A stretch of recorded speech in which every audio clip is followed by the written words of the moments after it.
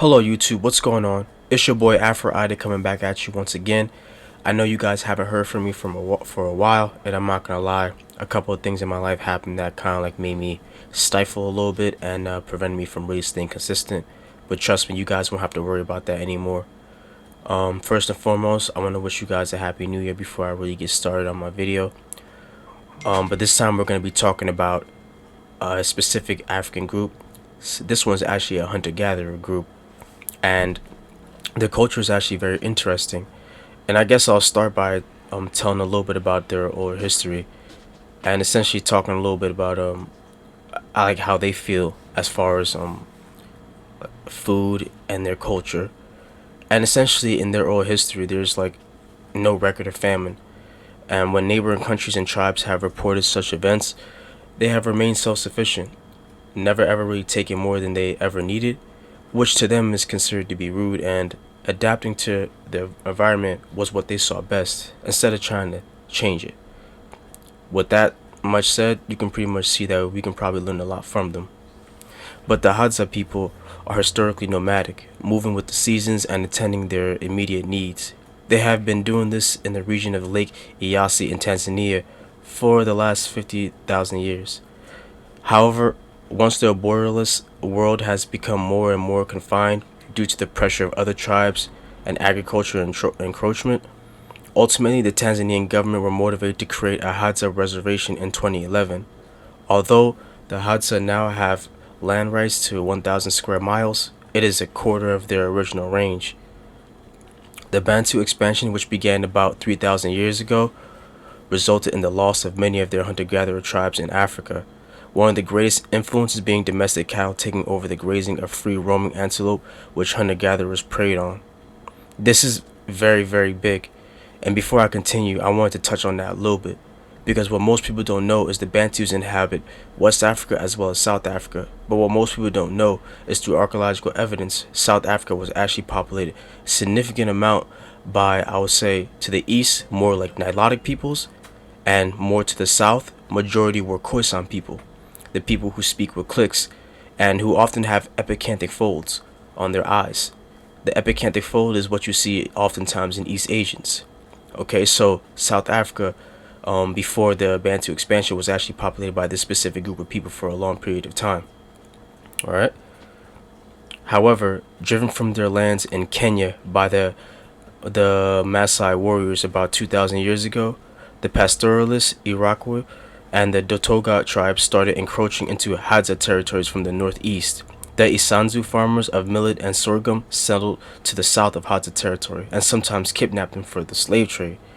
So therefore, the Hadza women were kidnapped by the Dotoga, and skirmishes would break out when cattle of neighboring tribes were killed by the Hadza.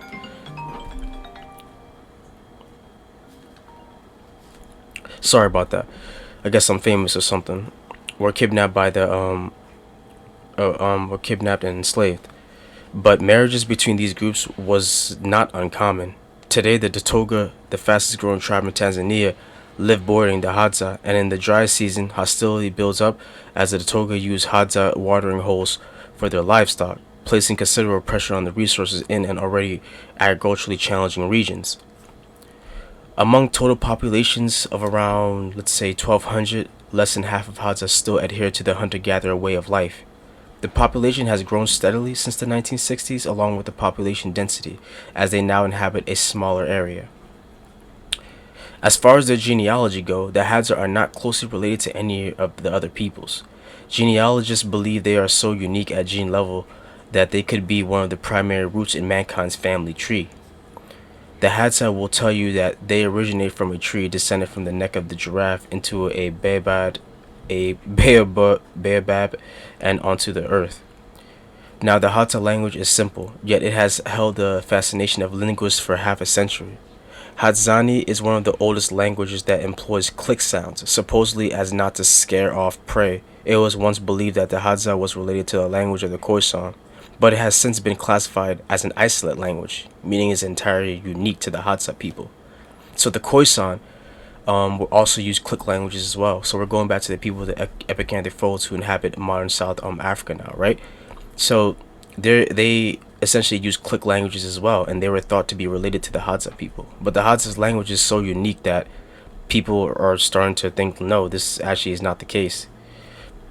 Their religion, having chosen to ignore the holy words of the missionaries, their religion is minimalistic, and their society is truly egalitarian. So they pretty much ignored the missionaries, that came to try to convert them, which is probably a good thing as far as I'm concerned.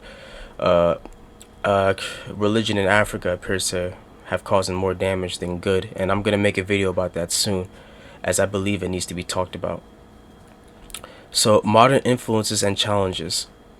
So ultimately, the Hadza are regarded as an embarrassment to a modernizing Tanzania, when perhaps they should be an example to a society far dependent on technology. As I was saying from before, we should learn a lot from them, right? But not a lot of people think that. But continuing, the Hadza armed with wood and bows hardly seem to have left a footprint on the land in tens of thousands of years that they have lived among the megafauna of northern Tanzania. So the Hadza youth seem to be caught between a rock and a hard place. At a young age, Hadza children usually bear the scars of their ancestors did, and Hadza children don't flourish in the Western schooling system. The Hadza's current situation of disease and land degradation and segregation is not far from a past already written on the Great Plains of America centuries ago. Okay, so you're starting to realize that the encroaching of their territory and demolishing of their culture is starting to be very similar to what happened to the Native Americans. This tribe has become egalitarian island, lost somewhere in time. While you take business calls on your cellular phone, there's a hunter following the call of the honey guide to the hives, high up in the bamboo tree. Arrows dipped in deadly desert rose poison, ready for a baboon raid.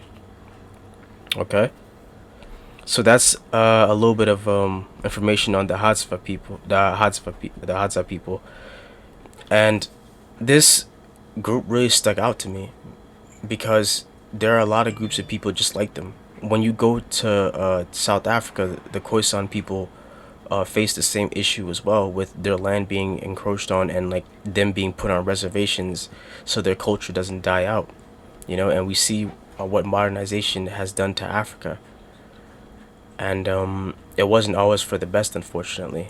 Africans on a large scale, for the most part, weren't always allowed to really evolve with their culture due to colonization and a lot of that, and a lot of those issues.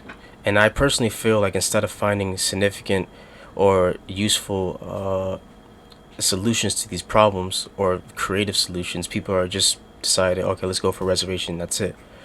At least that's what I was looking from my perspective. But tell me what you guys think about this video in the comments below. If you liked it, if you didn't like it, let me know. Any ideas or suggestions. If you liked the video, please go ahead and give me a like. Subscribe to this channel also.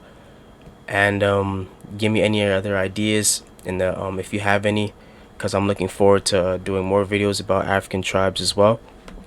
The next video, however, will definitely be more so about religion in Africa and the positives and the goods of religion in Africa. So with that said, I hope you guys all have a great day, and once again, Happy New Year. I'm happy to be back, and you should start seeing more videos from me more frequently. I'm trying to post at least 2 to 3 a week, maybe more, so watch out for that, guys. I see ya, and have a great day.